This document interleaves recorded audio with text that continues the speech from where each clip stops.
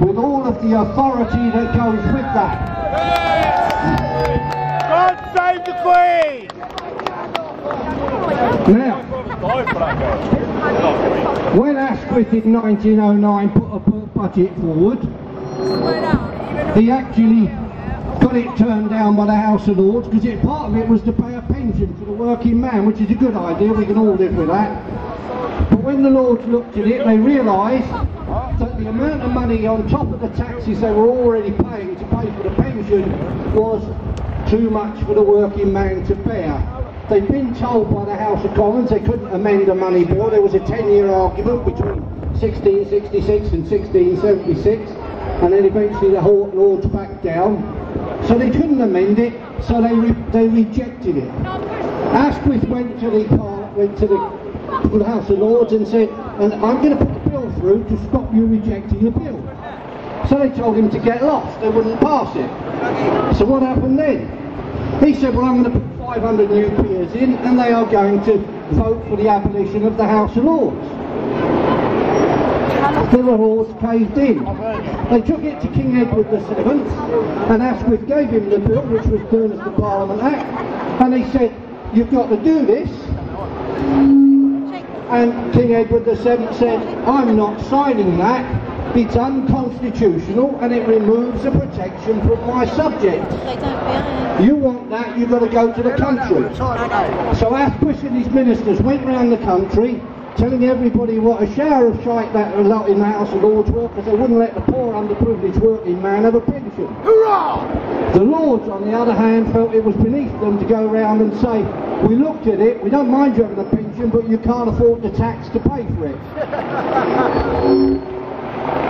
So it got elected again, and they put the bill through, and when they took it to Parliament for the King's speech, the King stood up in Parliament doing his speech, and he said, the only reason I'm doing this is because my ministers have told me I have to. Shortly after that, the King died.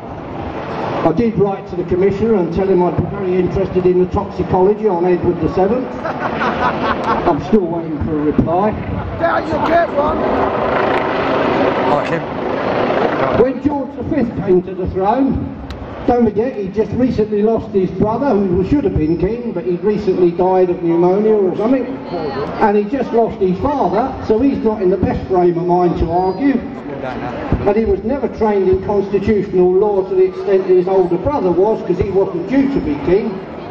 He was told by a government minister, you keep all of your prerogatives, because you can only use them when a government minister approves it. Which means he hasn't got any prerogatives, doesn't he? They have stolen the royal authority. That is an act of treason. They have imagined the death of the king as a sovereign king, and that is high treason contrary to the 1351 Treason Act. Now, Queen Elizabeth was educated by a man called Henry Martin. Henry Martin was a Fabian. From the age of 12 to 22, the most impressionable years in the girl's life, he told her that she didn't have any authority. So she really believes she doesn't have any authority. Now what we are doing, I run a group called the English Constitution Group, what we are doing is we are reporting government ministers for high treason to the police. So far, 13 police forces have accepted allegations between them of treason. These have been forwarded to the Metropolitan Police as being geographically and financially better able to investigate Parliament, and the Metropolitan Police Commissioner is sat on his hands. We did hear that he's trying to resign, but they won't let him. It could be due to the fact that I've got a report in against him for misprision of treason and his staff for compounding treason. Now, if you want to know more about this, I've got this book. I've got to have a couple of quid for it because I've got to pay that for them. But it is the history of the constitutional law of this England going back to Alfred the Great, right? It's all of the important changes on the Constitution, and it tells you what the Constitution should be, and it tells you how Parliament was set up by our forefathers and our forefathers were not stupid, they were not slouches, they set up Parliament to protect us. I'm told I've got to pack it in now, so I'm going to go, but come and see me for a book and then you can learn.